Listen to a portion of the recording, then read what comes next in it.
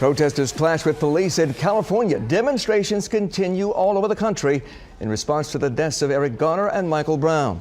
And now a massive rally is planned in Washington, D.C. Tonight, Detroiters are boarding buses headed to the nation's capital. Fox 2's Ingrid Kelly with more on their call for justice. The fight for justice rolls on. We've got 2 buses out of Detroit, but we've got several buses across the state of Michigan.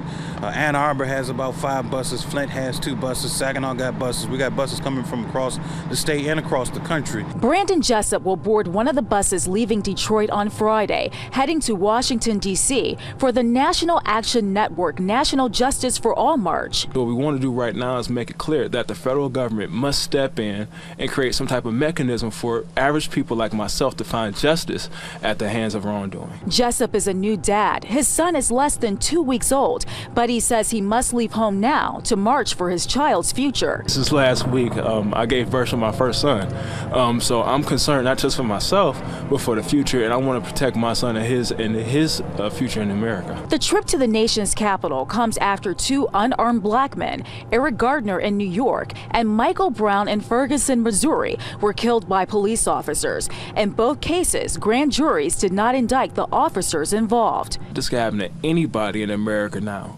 The threat is real. Organizers and participants say they want to send a strong message to lawmakers, and they believe this march in D.C. is a good way to get their attention. We certainly would like the Department of Justice to move from an investigation to a prosecution.